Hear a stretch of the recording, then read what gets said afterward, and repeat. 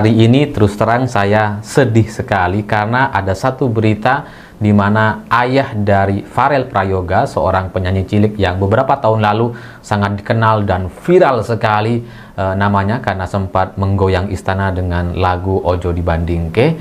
Itu hari ini ayahnya ditahan oleh pihak kepolisian karena katanya bermain judi online. Dan buktinya sederhana, karena di HP-nya ada aplikasi game judi online.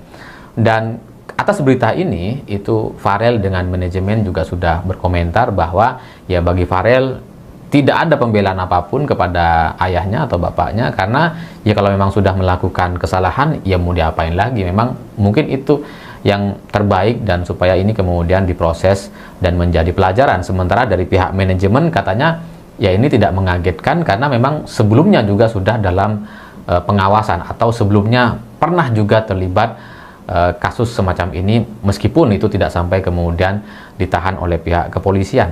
Jadi buat teman-teman yang mungkin sudah lupa dengan Farel Prayoga, ini kalau kita ingat-ingat sekitar 3 atau 4 tahun yang lalu, itu Farel nyanyi di istana dengan lagu Ojo Dibandingke, dan itu membuat banyak orang jadi kenal Farel Prayoga. Dan setelah itu ya kita nggak dengar lagi sih gitu ya.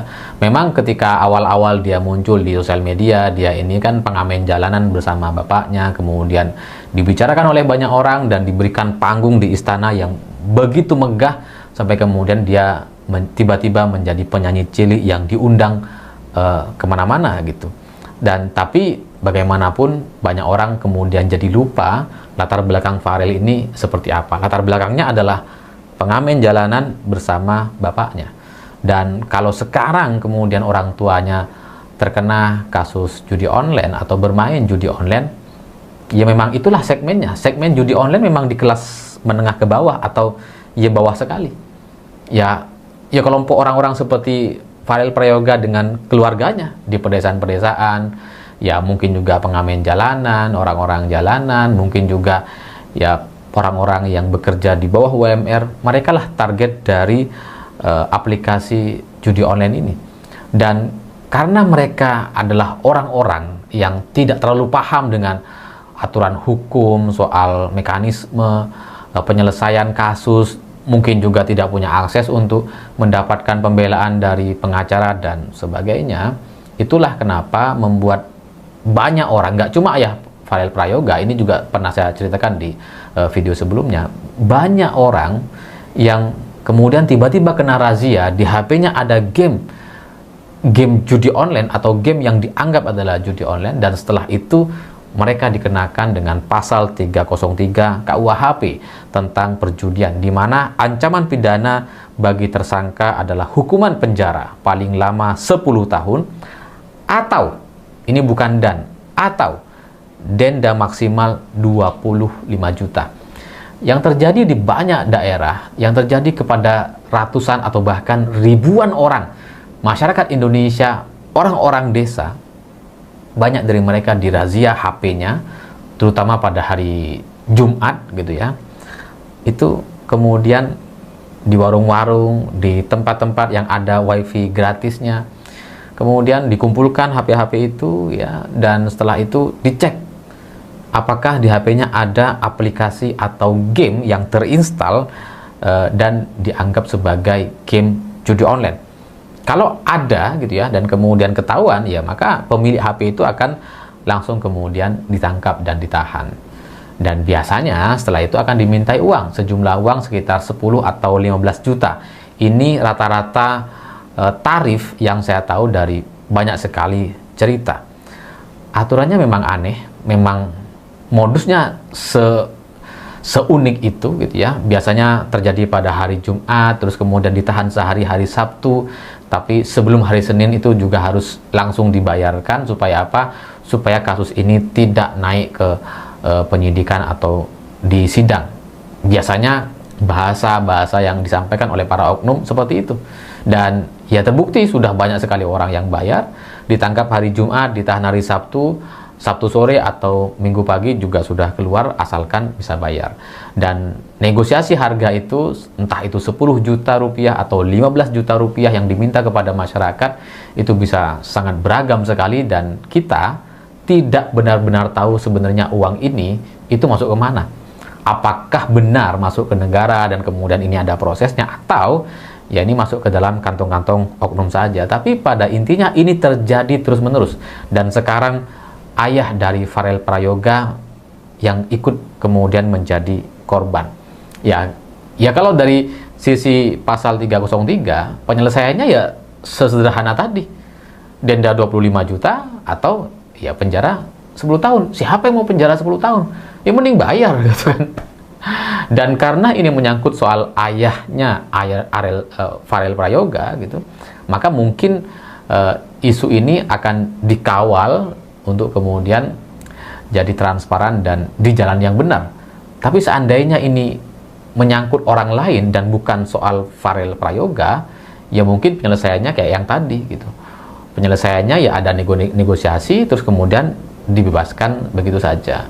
Ya saya bisa pahami bahwa itu adalah kerja-kerja oknum gitu ya, orang-orang yang tidak bertanggung jawab di daerah, tapi ini sudah ratusan orang dan itu sudah sangat-sangat meresahkan, sehingga saya nggak ngerti bagaimana jalan keluar dari praktek-praktek ini, karena ini menjadi seperti sebuah lingkaran setan yang nggak habis-habis gitu. Ya masyarakat dibiarkan mengakses, orang yang nggak sengaja install sekalipun atau diinstalin sama temennya itu kalau sudah kena razia ya sudah kena, udah cukup bukti bahwa di HP-nya ada aplikasi game judi online gitu. Padahal untuk menyelesaikan masalah-masalah ini sebenarnya kan ditutup saja aksesnya supaya masyarakat tidak mengakses. Masalahnya sekarang yang terjadi di elit, judi online dibiarkan, bahkan dijaga supaya tetap bisa diakses. Inilah yang menjadi pokok perkara atau biang kerok dari semua kekacauan ini. Ketika judi online dibiarkan atau dilindungi untuk tetap bisa beroperasi, maka otomatis masyarakat di desa-desa seperti salah satunya ayah dari Farel Prayoga itu bisa mengakses game judi online ini. Dan setelah itu dia ditahan atau dimintai uang sebesar ya 10, 15 atau berapapun lah yang ditentukan. Tapi orang yang di atasnya, di elitnya justru menjaga. Dan yang menjaga ini meskipun sudah masuk dalam surat dakwaan jaksa, sudah disebutkan peran dan skema-skema yang sudah direncanakan, mendapatkan fee 50%, mendapatkan fee dari pengamanan website judi online, mendapatkan uang dari memblokir website judi online yang menjadi lawannya atau kompetitor dari orang yang dilindungi. Tapi sampai sekarang orang tersebut masih tetap menjadi orang yang terhormat karena masih menjadi menteri. Ya jadi masalah ini kalau mau selesai, tangkap Budiari gitu. Ya setidaknya periksa lagi lah gitu, karena sudah ada surat dakwaan jaksanya.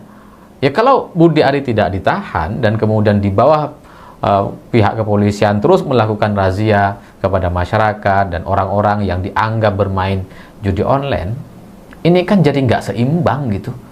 Yang di atas mengamankan, yang di bawah diperas, ditangkep-tangkepin gitu.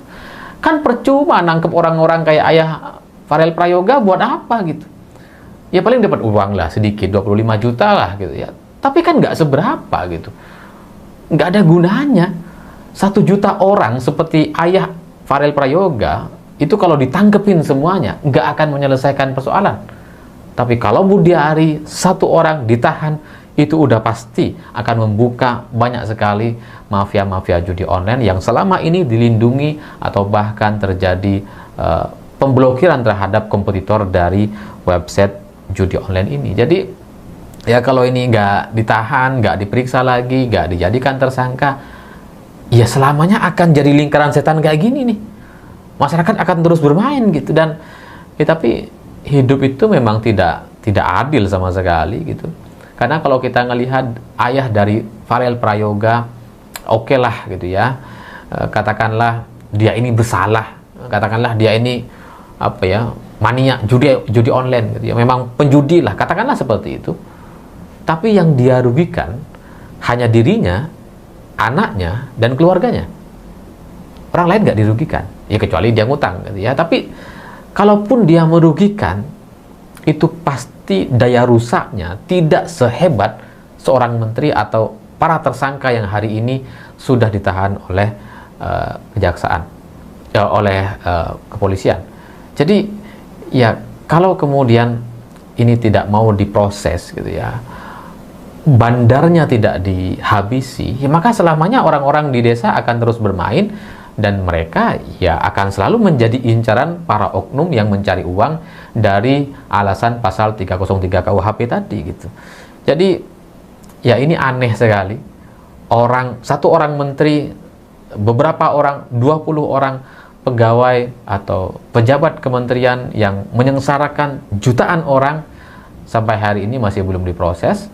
Tapi orang-orang seperti ayah Farel Prayoga yang dia main judi, merugikan dirinya sendiri dan keluarganya, itu sudah langsung ditahan sama pihak kepolisian.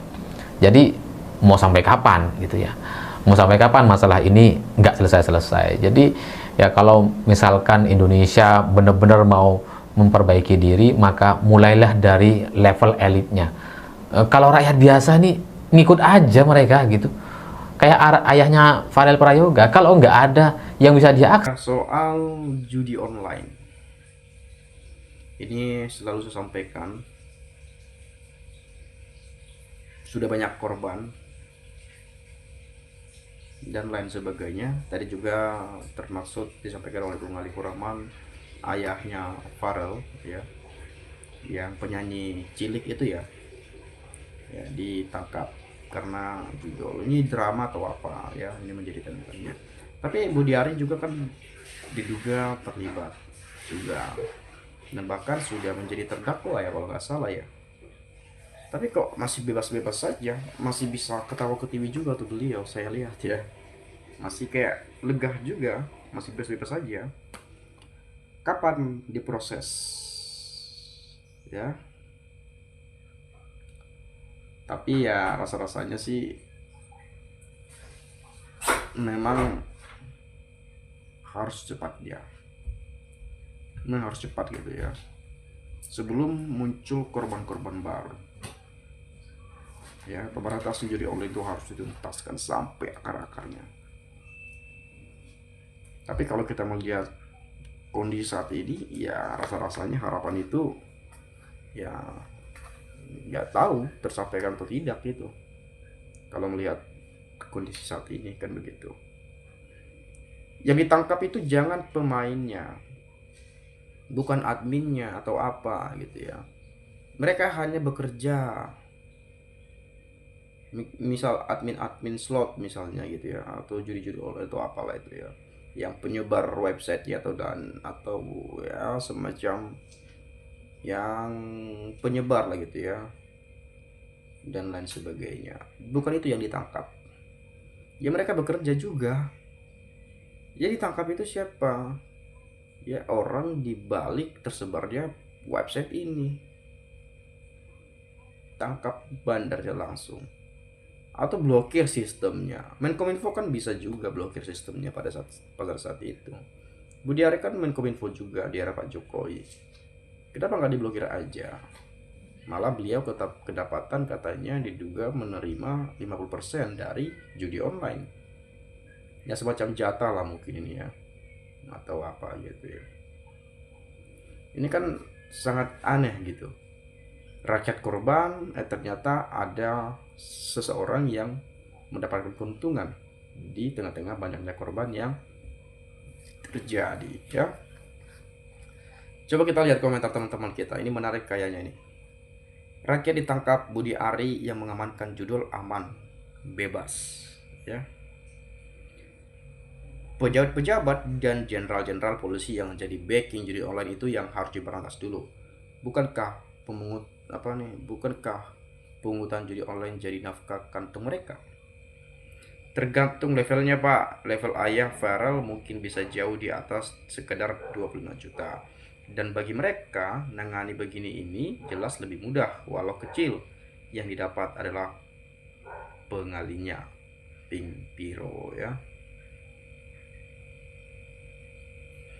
Pemerintah